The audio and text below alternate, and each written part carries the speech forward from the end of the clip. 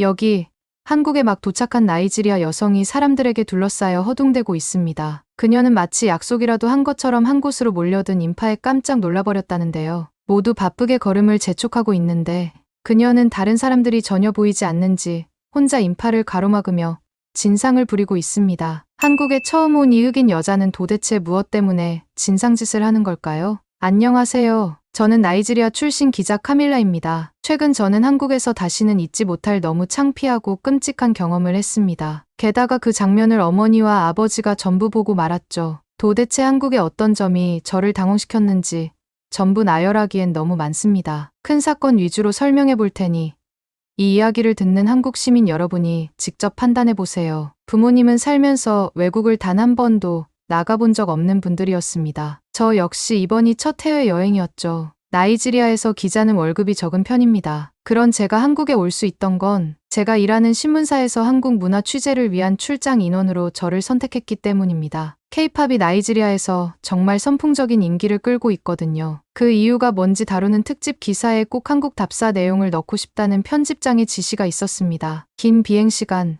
낯선 동양의 문화, 북한과 여전히 군사적 충돌이 일어난다는 위험함 때문에 모두가 한국 출장을 기피했습니다. 결국 경력이 제일 짧은 제가 당첨된 것이었죠. 거절할 수는 없었기에 저는 도저히 회사가 받아들일 수 없을 조건을 내걸었습니다. 바로 부모님 몫의 비행기표 2장을 더 준다면 가겠다고 제안한 것이죠. 그런데 신문사는 받아들여줬습니다. 공항에 착륙하기 직전까지도 북한이 미사일을 쏴서 비행기가 격추당하면 어쩌나 걱정했어요. 그런데 진짜 문제는 비행기에서 내린 후 시작되었죠. 부모님이 신이 나서 한국 공항을 구경했어요. 혹시나 부모님을 잃어버릴까봐 열심히 따라다녀야 했습니다. 그러던 중 부모님의 발길이 멈췄습니다. 사람들이 많이 모인 부스 앞이었는데 영어로 써진 안내 문구를 보니 해외 로밍을 도와주는 곳이었죠. 마침 필요했던 것이라 부모님을 따라 줄을 섰습니다. 그 사이에도 조마조마했어요. 혹시나 부모님이 한국 사람들에게 모욕을 당하지는 않을지 걱정되었거든요. 외국인인 우리를 슬쩍 훔쳐보거나 나이지리아 억양을 듣고 비웃는다거나 새치기를 하면 어쩌지 온갖 걱정이 들었습니다. 그런데 우리 차례가 올 때까지 그런 일은 일어나지 않았어요. 부스 앞에 줄을 선 한국 시민들은 하나같이 질서 있게 차례를 지켰고 조용했습니다. 새치기가 일상처럼 벌어지는 나이지리아와는 전혀 다른 모습에 놀랐습니다. 하지만 저는 결국 얼굴이 새빨갛게 변할 정도로 부끄러운 상황에 놓이고 말았습니다. 줄이 전부 줄어들어서 부스 직원과 마주하게 되었어요. 제가 그에게 말을 걸려고 했는데 부모님이 먼저 그에게 말을 걸어버렸죠. 나이지리아식 영어라 직원이 전혀 알아들을 수 없을 거라고 생각했습니다. 너무 부끄러워서 숨고 싶었어요. 그런데 직원은 곧잘 알아듣고는 와이파이 기계를 건넸습니다. 저는 불쑥 화가 났어요. 그 직원이 부모님 말을 전혀 알아듣지도 못하고 물건을 팔려고 아무거나 건넨 것 같았습니다. 얼른 물건을 확인했습니다. 역시나 제가 아는 와이파이 공유기하고는 너무 달랐어요. 직원은 아무것도 모르는 우리를 농락하려던 것이 분명했죠. 클레임을 걸기 위해 다시 줄을 섰습니다. 그런데 줄이 줄어들수록 제 심장이 쿵쾅쿵쾅 뛰기 시작했어요. 줄을 선 사람 중에는 한국인 말고도 외국인도 많았는데 부스 직원들은 그들의 말을 대부분 알아들었기 때문입니다. 인도식 억양의 영어부터 영국식, 게다가 영어가 아닌 라틴어도 잘 알아듣더군요. 점점 화가 누그러졌고 제 차례가 되었을 땐 차분하게 질문할 수 있었습니다. 직원이 준 건 에그 와이파이라는 물건이었어요. 말 그대로 계란 모양의 와이파이 공유기였죠. 이렇게 조그만 기계로 와이파이를 쓸 수 있는 건 나이지리아에서는 상상도 못 해본 일이었습니다. 부모님은 한국 문화가 듣던 대로 정말 좋다면서 기뻐하셨고 저는 어안이 벙벙해진 채로 공항에서 나왔습니다. 그러나 저를 정말 어처구니 없게 만든 사건이 곧이어 벌어졌습니다. 한국에 도착한 시간은 오후 6시쯤이었는데요. 알고 보니 그 시간이 대중교통에 가장 사람이 많이 몰리는 퇴근 시간이었습니다. 숙소를 예약한 도시로 가려고 지하철로 들어갔는데 사람이 정말 많았습니다. 집에서 노후를 보내던 부모님도 간만에 인파가 붐비는 곳에 와서 그런지 정신이 없어 보이셨죠. 더욱 정신을 붙잡았습니다. 혹시 소매치기를 당하거나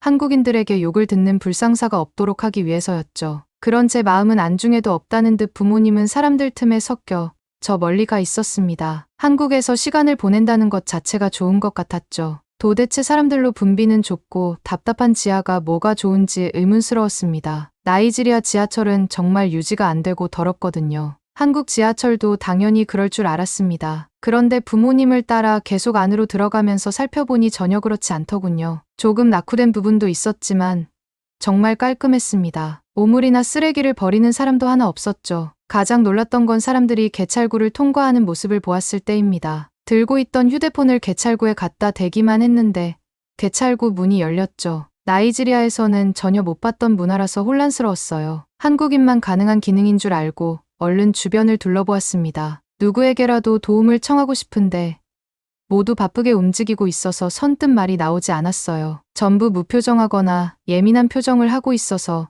친절하게 알려줄 것 같지도 않았습니다. 그런데 바로 그때 부모님이 개찰구 건너로 가버렸습니다. 주변에 인파가 붐벼서 제대로 상황 파악을 할 수 없었어요. 사람들에게 떠밀려서 들어가 버린 거라고 확신했습니다. 이렇게 가다간 지하철을 타기도 전에 부모님을 잃어버릴 것 같아서 저는 필사적으로 개찰구 앞으로 갔습니다. 분명 초겨울이었는데 등에서 식은땀이 나기 시작했죠. 하지만 부모님은 떠밀려서 개찰구를 넘어가 버린 게 아니었습니다. 처음 보는 한국인 소녀와 대화를 나누며 화기애애하게 웃고 있었죠. 부모님은 소녀에게 휴대폰을 보여주면서 이게 맞냐고 연신 물었습니다. 급작스러운 상황에 너무 놀라버린 저는 얼른 부모님을 불렀습니다. 그러자 아버지가 저에게 다가왔고 본인 휴대폰을 보여주며 무언가를 알려주었어요. 티몬이라고 불리는 앱이었습니다. 그것만 휴대폰에 깔고 앱 안에 돈을 충전해두면 지하철을 탈 때 개찰구에 휴대폰만 가져다 대고 통과할 수 있다는 것이었죠. 부모님에게 그 정보를 알려준 건 한국인 소녀였습니다. 단정한 교복을 입은 소녀는 저에게도 티모니 앱을 사용하는 방법을 알려주었어요. 개찰구 앞을 막고 있어서 눈치가 보였지만 한국인들은 신경 쓰지 않고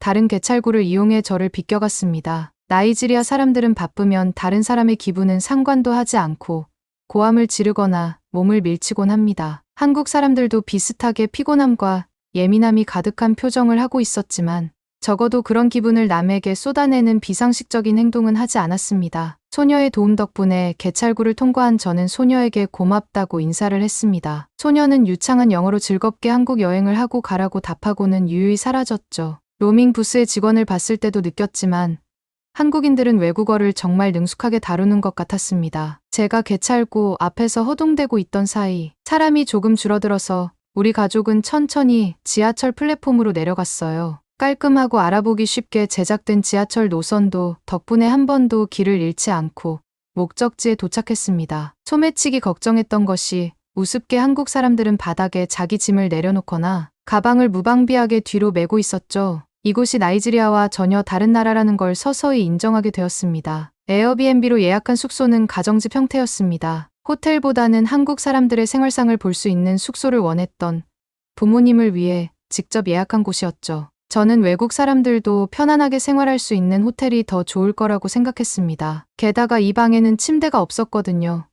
온돌이라는 생소한 난방 시스템이 갖춰져 있고 바닥에 이불을 깔고 자는 숙소였죠. 큰 기대는 없었습니다. 부모님이 먼저 들어가게 두고 저는 숙소 방마당에서 한숨을 돌리려 했어요. 그런데 문을 열고 들어가자마자 어머니가 비명을 질렀습니다. 깜짝 놀란 저는 얼른 숙소로 달려갔어요. 혹시 한국인 범죄 조직이 우리를 노리고 잠복하고 있던 건 아닐까 하는 불길한 생각도 들었습니다. 나이지리아서는 범죄 조직이 벌이는 강도나 인신매매 사건이 정말 빈번하게 일어나거든요. 한국은 다를 거라고 생각했던 제 기대가 처참히 무너지는 것 같았습니다. 헐레벌떡 문을 여니 다행히 어머니와 아버지 모두 무사하셨어요. 오히려 기뻐 보이셨죠. 어머니의 비명은 알고 보니 환호 소리였습니다. 주방에 있는 거대한 냉장고, 거실에 있는 넓은 TV, 그리고 생전 처음 보는 가전기기까지.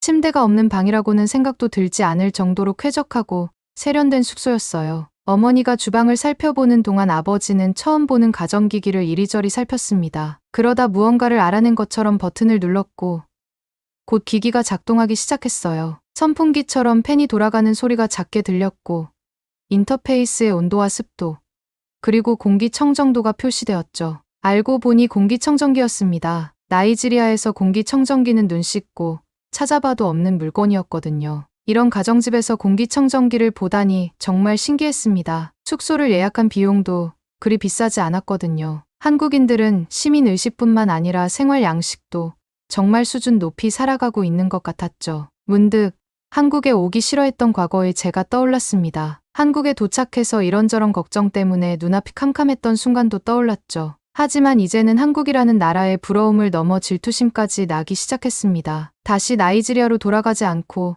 며칠 더 한국에 머무르고 싶다는 욕심도 생겨났죠. 바로 내일부터 취재를 시작해야 한다는 것도 까맣게 잊어버리고 숙소에 마련된 다른 가전기기도 살펴보았습니다. 세탁기는 아니지만 옷을 간단하게 세탁하고 건조할 수 있는 기다란 가전기기도 정말 놀라웠어요. 찾아보니 가전기기의 이름은 스타일러였습니다. 아버지는 시험 삼아 하루 종일 입고 있던 코트와 스웨터를 스타일러에 넣어보았고 정확히 45분 후 완전히 새 옷처럼 세탁이 되었습니다. 졸음이 몰려올 때까지 숙소를 둘러보았어요. 자야겠다는 생각이 들었을 때 이 숙소에 침대가 없다는 사실이 떠올랐습니다. 내일 바쁘게 움직여야 하는데 허리가 아프면 어쩌지 걱정되었죠. 숙소 가격이 비싸지 않은 건 침대가 없어서 그런 거라고 생각하면서 숙소 안내 정보에 나와 있는 대로 바닥에 이불을 깔고 보일러를 틀었습니다. 나이지리아 같은 나라는 겨울이 춥지 않아 난방을 하지 않아도 되지만 한국의 겨울은 정말 추웠습니다. 보일러에 연결된 온돌이 얼마나 방을 데워줄지 가늠이 되지 않아서 두꺼운 옷을 위아래로 입고 누웠어요. 막상 누워보니 이불도 푹신해서 허리가 아프진 않았습니다. 그런데 저는 자다가 비명을 지르며 깨고 말았어요. 침대가 없어서는 아니었습니다. 전혀 예상치도 못했던 이유였죠. 온몸이 땀범벅이었습니다. 잠깐 잠에 빠진 사이 방 안 온도가 후끈후끈해진 덕분이었죠. 다름 아닌 온돌이 방 전체를 따뜻하게 만들어준 것이었습니다. 그저 바닥만 따뜻하게 할 뿐인데 어떻게 방 전체가 후끈해질 수 있는 걸까 놀라웠습니다. 부모님은 정말 마음에 들어 하셨어요. 등이 따뜻하니 아픈 관절과 여기저기 생긴 근육통이 사라지는 것 같다고 덧붙이셨습니다. 부모님이 만족하시니 다행이라고 생각했고 반팔과 반바지를 입고 다시 누웠습니다. 온돌의 저력은 다음날 아침 나타났어요. 긴 비행 때문에 몸 여기저기가 아픈 상황이었는데 아침에 눈을 뜨니 마사지를 받은 것처럼 개운했습니다. 심지어 침대가 아니라 맨바닥에 이불만 깔고 잤을 뿐인데도 말이죠. 저도 모르게 감탄사가 입에서 튀어나오고 말았습니다. 동시에 기대감이 점점 차오르기 시작했어요. 도대체 한국에서 더 얼마나 놀라운 일을 겪게 될지 상상도 되지 않았습니다. 부모님은 숙소 주변 관광지를 돌아다니시기로 하고 저는 한국 문화를 취재하기 위해 한국의 수도인 서울을 돌아다녔어요. 터치스크린을 통해 길을 알아볼 수 있는 시설부터 무장 경비 없이도 안전하게 운영되는 명품 매장과 거리의 상점들, 잘 정비된 인도와 도로까지 한국은 제가 상상도 못해본 모습을 하고 있었습니다. 저를 한국에 출장 보낸 회사에서도 이런 내용을 취재해올 거라고는 꿈에도 생각 못하고 있을 게 분명했죠. 한국을 떠나기 전까지 매일 저녁마다 부모님과 숙소에서 이야기꽃을 피웠습니다. 부모님은 한국의 모습을 실제로 보니 더 좋다고 말씀하셨고 저는 도대체 어떻게 그런 이야기를 다 알고 있었냐고 궁금해서 물었죠. 객관적인 관점을 유지해야 하는 기자이기 때문에 한국 문화를 취재한 기사에는 제가 직접 한국에서 느낀 감동과 놀라움을 다 담을 수 없었거든요. 그래서 아쉬운 마음이 정말 컸습니다. 나이지리아로 돌아와 다시 열심히 일하고 있는 지금에도 한국의 발전된 문화가 정말 그립고 제가 한국에서 태어났다면 어땠을까 상상하면서 지내고 있습니다. 나이지리아에서 평생 살아온 여기자가 부모님과 처음 떠난 해외여행에서 불안함을 느끼다 한국의 안전하고 발전된 문화 덕분에 새로운 세상에 눈을 뜬 사연이었습니다. 점점 외국에서도 한국의 생활 양식, 그리고 문화에 관해 알고 싶어하는 비율이 높아지고 있는 것 같네요. 지금까지 제 사연을 들어주셔서 감사합니다. 앞으로도 저희 채널의 사연을 가장 빠르게 받아보고 싶으시다면 구독과 좋아요, 알림 설정 부탁드립니다. 일본의 한 가정집, 한 노인이 뉴스를 보더니 갑자기 리모컨을 집어 던집니다. 도대체 이 나라가 어떻게 되려고 깊은 한숨을 내쉬며 답답해하는데요. 그리고 옆에 있던 자신의 손녀에게 이런 말을 합니다. 넌 내가 살아있는 한 꿈도 꾸지 말거라. 이 얘기를 들은 손녀는 울음을 참아가며 결국 자신의 방으로 들어가고 마는데요. 대체 이 가족에게 무슨 일이 벌어지고 있는 걸까요? 안녕하세요. 저는 도쿄에 사는 평범한 고등학생 리카예요. 우리 가족은 할아버지, 부모님, 그리고 저 이렇게 4명이 함께 살고 있죠. 제 이름의 뜻이 자스민 꽃이라는 걸 아시나요? 엄마가 제가 태어났을 때 창가에 피어있던 자스민 꽃을 보고 지어주셨대요. 그래서인지 저는 꽃을 정말 좋아해요. 특히 벚꽃이 만개한 봄이 오면 정말 행복해져요. 그런데 요즘 제 마음을 설레게 하는 건 꽃이 아니라 한국 아이돌이에요. 특히 원어스라는 그룹에 완전 빠져있죠. 우연히 TV에서 원어스의 멤버 환웅을 봤는데 그 순간 제 심장이 쿵하고 뛰더라고요. 그 뒤로 원어스의 음악을 들으면서 한국어도 조금씩 배우기 시작했어요. 친구들이랑 원어스 사진도 보고 노래도 따라 부르면서 즐거운 시간을 보내고 있죠. 하지만 우리 집에서는 제가 한국 문화를 좋아하는 게 큰 문제예요. 특히 할아버지가 정말 싫어하세요. 할아버지는 한국 아이돌의 음악은 시끄러운 소음일 뿐이라고 하시면서 그저 잘생긴 외모로 포장한 거라고 비난하세요. 저는 정말 동의할 수 없어요. 전 세계가 한국의 음악성에 감탄하고 있는데 할아버지의 그런 말씀은 그저 질투 같아요. 어느 날 저녁 가족들과 식사를 하던 중이었어요. 평소처럼 조용히 밥을 먹고 있었는데 문득 원어스의 새 뮤직비디오가 공개됐다는 걸 기억해냈어요. 너무 보고 싶어서 핸드폰으로 살짝 보려고 했죠. 그런데 그만 할아버지 눈에 띄고 말았어요. 할아버지는 갑자기 어디 밥상에서 한국 거를 보느냐 고 소리를 지르셨어요. 너무 놀라서 핸드폰을 떨어뜨릴 뻔했죠. 식탁의 분위기가 얼어붙었어요. 엄마와 아빠는 고개를 숙이고 말없이 밥만 드셨고 저는 할아버지의 눈치를 살폈죠. 저는 억울했어요. 그냥 좋아하는 가수의 노래를 듣고 싶었을 뿐인데 왜 이렇게 큰 문제가 되는 걸까요? 그 사건 이후로 집안 분위기는 더욱 어색해졌어요. 저는 방에서만 원어스의 노래를 들었고 할아버지 앞에서는 한국에 대해 일절 언급하지 않았죠. 하지만 제 마음속에서 원어스에 대한 팬심은 점점 더 커져갔어요. 그러던 중 기적 같은 일이 일어났어요. 원어스의 서울 콘서트 티켓 추첨에 당첨된 거예요. 너무 기뻐서 엄마한테 달려갔어요. 엄마, 나 원어스 콘서트 티켓에 당첨됐어. 엄마는 기뻐하면서도 걱정스러운 표정을 지었어요. 리카, 그거 정말 좋은데 할아버지께는 어떻게 말씀드리지? 저는 엄마의 걱정을 이해했지만 포기하고 싶지 않았어요. 엄마, 제발 할아버지를 설득해 주세요. 딱 이번 한 번만이에요. 하지만 할아버지는 단호하게 반대하셨고 부모님도 할아버지의 뜻을 거스르지 못했어요. 결국 저는 꿈에 그리던 원어스의 콘서트에 가지 못했죠. 그날 밤 저는 이불 속에서 울었어요. 왜 할아버지는 제 마음을 이해하지 못하시는 걸까요?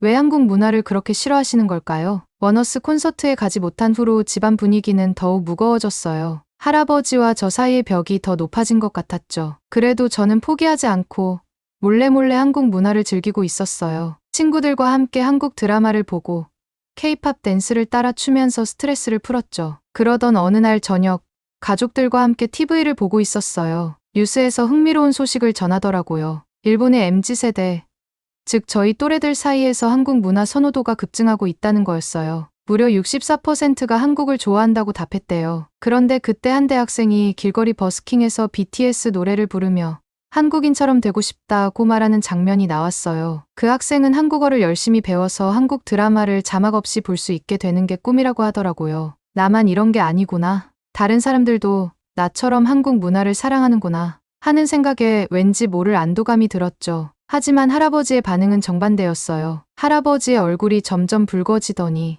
갑자기 에이, 쓸데없는 것 하시며 리모컨을 집어 TV를 꺼버리셨어요. 할아버지는 화난 얼굴로 방으로 들어가셨고 부모님은 서로 난처한 표정을 주고받았어요. 저는 그저 고개를 숙이고 있었죠. 할아버지의 반응이 이해가 되지 않았어요. 그 사건 이후로 저는 한국에 대한 이야기를 집에서 꺼내기가 더 어려워졌어요. 하지만 학교에서는 달랐죠. 오히려 친구들 사이에서 한국 문화는 더 인기 있는 주제가 되었어요. 우리는 쉬는 시간마다 최신 K-팝 노래를 들으며 춤을 추고 한국 드라마의 명장면을 따라하며 즐거워했죠. 그러던 중 놀라운 소식이 들려왔어요. 우리 학교 수학여행 장소가 한국으로 결정된 거예요.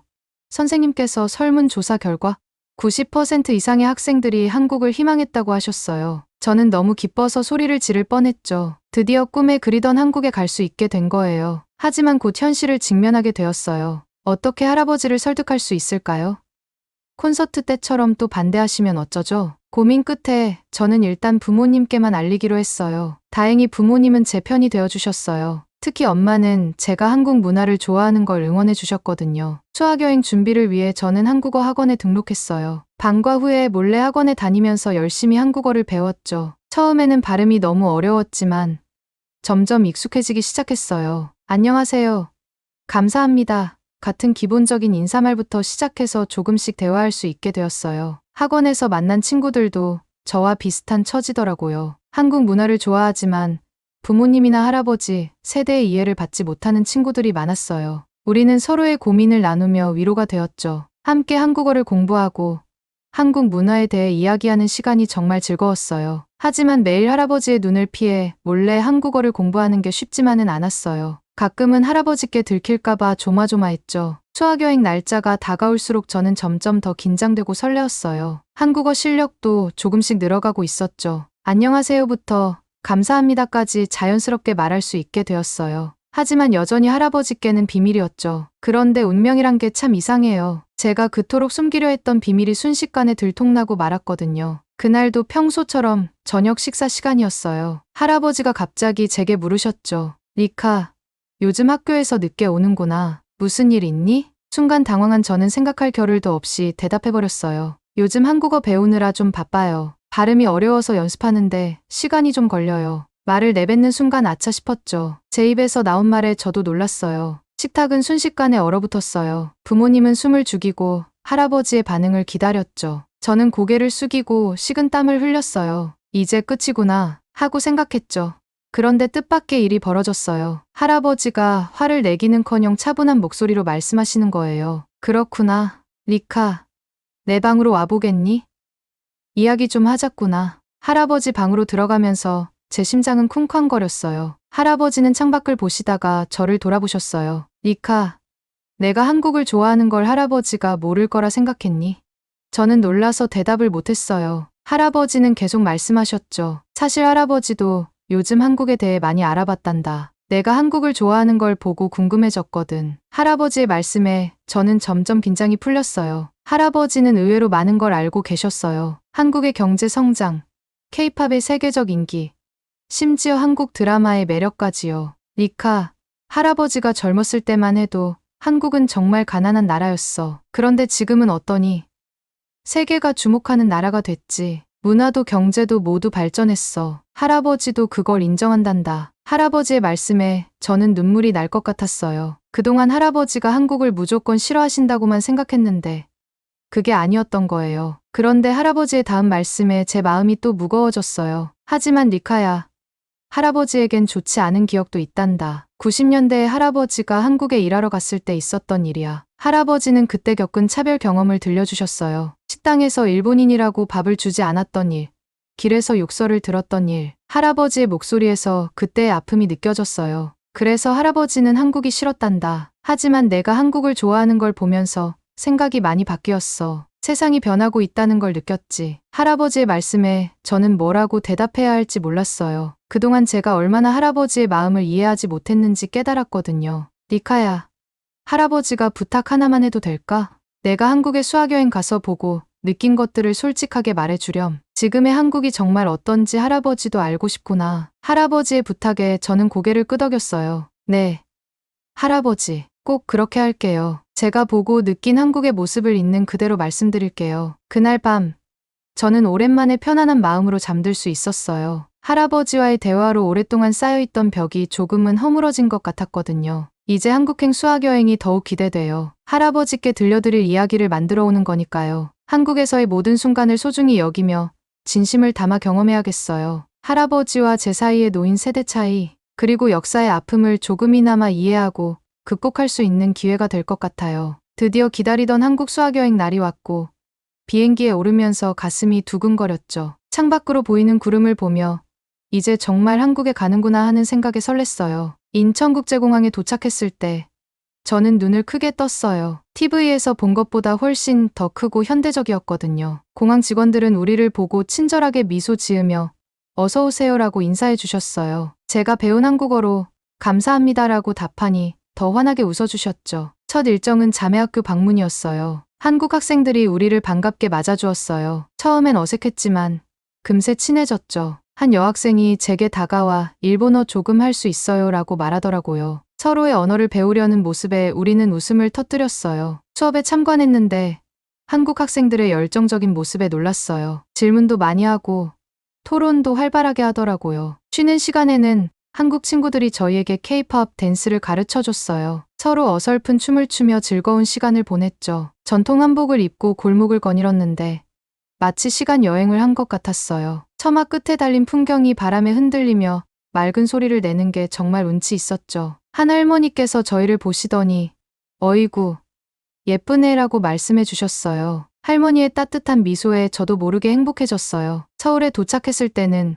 그 거대한 규모에 압도되었어요. 높은 빌딩들, 복잡한 지하철, 24시간 불이 꺼지지 않는 거리. 정말 활기찬 도시더라고요. 남산 서울타워에 올라가 서울 전경을 내려다봤을 때는 숨이 멎는 줄 알았어요. 길거리 음식도 맛있었고 화장품 가게마다 진열된 다양한 제품들을 구경하는 재미도 쏠쏠했죠. 직원들이 일본어로 어서 오세요라고 인사해주는 게 인상적이었어요. 불고기, 비빔밥, 떡볶이 하나같이 입에 잘 맞았죠. 특히 삼계탕은 정말 기억에 남아요. 뜨거운 국물에 부드러운 달고기, 그리고 찹쌀의 조화가 일품이었거든요. 호텔에서 만난 직원들도 모두 친절했어요. 일본인이라고 하니까 오히려 더 신경 써주는 것 같았어요. 불편한 거 있으면 언제든 말씀해 주세요 라며 계속 챙겨주셨죠. 마지막 날, 우리는 한강공원에서 시간을 보냈어요. 자전거를 빌려 한강변을 달리면서 서울의 아름다움을 만끽했죠. 비행기를 타고 일본으로 돌아오는 길, 저는 할아버지께 들려드릴 이야기들을 정리해 보았어요. 한국의 발전된 모습, 친절한 사람들, 맛있는 음식, 그리고 무엇보다 일본인인 저희를 따뜻하게 대해준 것들. 할아버지께서 어떤 반응을 보이실지 궁금해졌어요. 그리고 언젠가 꼭 다시 한국을 오고 싶다는 생각이 들었죠. 수학 여행이 아닌 제 가족들과 함께요. 할아버지도 모시고 와서 제가 본 한국을 직접 보여드리고 싶어요. 그날이 오면 우리 가족의 오래된 갈등도 완전히 풀릴 수 있지 않을까요? 한국에서 돌아온 후 저는 정말 많은 것이 변했어요. 마치 제 인생의 새로운 페이지가 열린 것 같았죠. 가장 먼저 한 일은 할아버지께 여행 이야기를 들려드리는 거였어요. 할아버지 방에 들어가 조심스레 말을 꺼냈죠. 할아버지, 제가 본 한국은 정말 달랐어요. 사람들이 너무 친절했고 거리는 깨끗하고 현대적이었어요. 무엇보다 저희를 편견 없이 대해주셨어요. 할아버지는 눈을 크게 뜨고 제 이야기를 들으셨어요. 제가 겪은 따뜻한 경험들, 맛있게 먹은 음식들, 아름다운 풍경들, 모든 걸 자세히 말씀드렸죠. 특히 길을 잃었을 때 한 아저씨가 직접 목적지까지 데려다 주신 이야기를 하자 할아버지의 표정이 놀랍도록 부드러워졌어요. 그랬구나. 세상이 많이 변했구나. 할아버지의 목소리에서 감동이 느껴졌어요. 그날 이후로 할아버지의 태도가 조금씩 바뀌기 시작했어요. 제가 한국 노래를 들을 때도 더 이상 화를 내지 않으셨고 가끔은 이 노래 제목이 뭐니? 라고 물어보시기도 했죠. 한 번은 제가 듣던 원어스의 노래를 듣고 음악이 꽤 좋구나라고 말씀하셔서 깜짝 놀랐어요. 저는 한국어 공부에 더욱 열중했어요. 학원도 계속 다니고 한국 드라마도 자막 없이 볼 수 있게 되었죠. 할아버지께서는 제가 공부하는 모습을 보시고는 열심히 하는구나라고 칭찬해 주셨어요. 그 말씀에 더욱 힘이 났죠. 어느 날 할아버지께서 저를 부르셨어요. 니카야, 이거 한번 읽어볼래?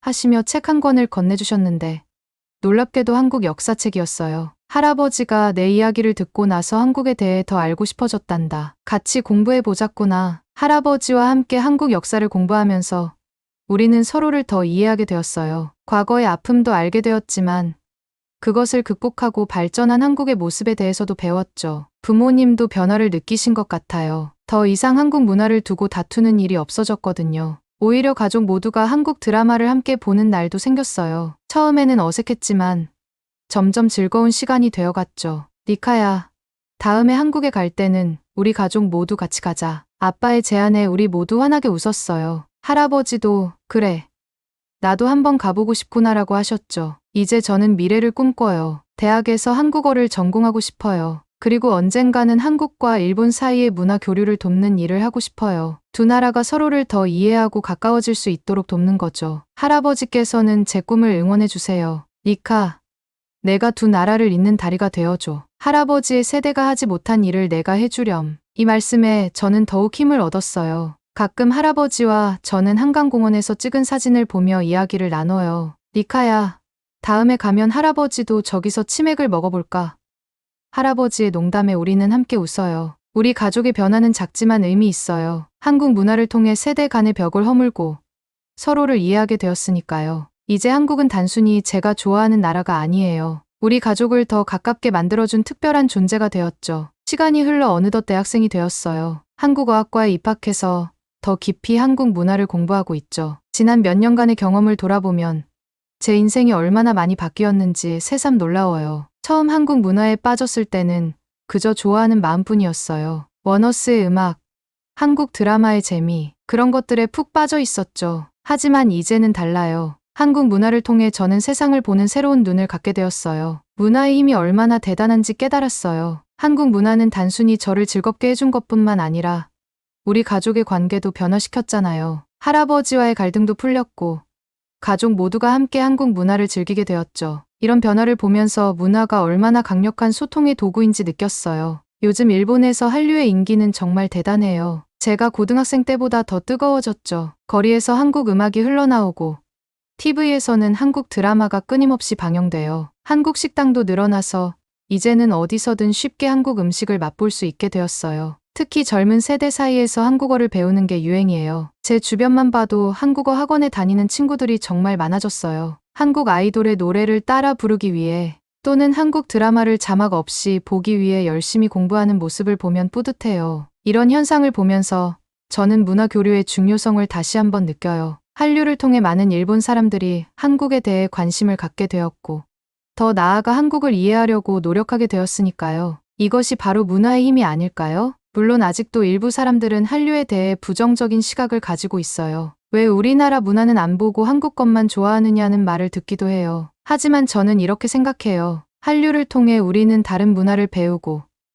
그로 인해 우리 문화도 발전할 수 있다고요. 할아버지와 나눈 대화가 떠올라요. 리카야, 문화는 서로 배우고 영향을 주고받는 거란다. 한국 문화가 인기 있다고 해서 일본 문화가 사라지는 게 아니야. 오히려 우리도 배울 점을 찾아 더 발전할 수 있는 기회가 될 수 있지. 이 말씀을 들으며 저는 한류의 미래에 대해 긍정적인 희망을 품게 되었어요. 한류가 단순한 유행을 넘어 세계 여러 나라의 문화 발전에 기여할 수 있을 거라고 믿어요. 앞으로 한류가 더욱 발전하고 전 세계적으로 사랑받길 바라요. 그러면서도 한류가 다른 나라의 문화와 조화롭게 어우러지길 원해요. 한국 문화만이 아니라 다양한 나라의 문화가 서로 영향을 주고받으며 발전하는 모습을 보고 싶어요. 제 꿈은 이제 더 커졌어요. 단순히 한국과 일본 사이의 문화 교류를 돕는 것을 넘어 전 세계의 다양한 문화를 연결하는 다리가 되고 싶어요. 문화의 힘을 통해 서로 다른 나라, 다른 세대, 다른 생각을 가진 사람들이 서로를 이해하고 존중하는 세상을 만들고 싶어요. 이제 저는 이해해요. 문화는 단순한 오락거리가 아니라는 거요. 그것은 사람과 사람을 이어주고